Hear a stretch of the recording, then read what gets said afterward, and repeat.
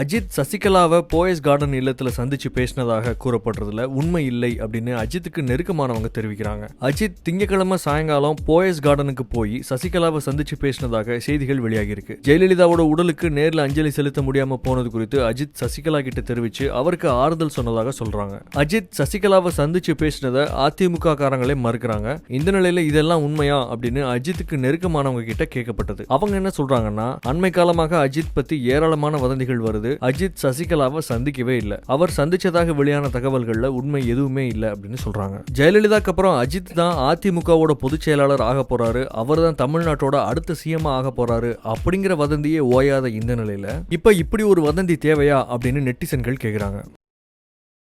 எம்ஜிஆர் அவர்களையே அவரையும் மிஞ்சிட்டாருன்னு சொன்னால் அது மிகையாகாது.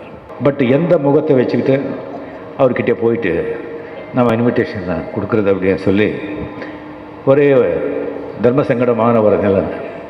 அந்த தேர்தலில் அவர் தோல்வியடைகிறதுக்கு ஒரு முக்கிய காரணமாக நான் இருந்தேன்.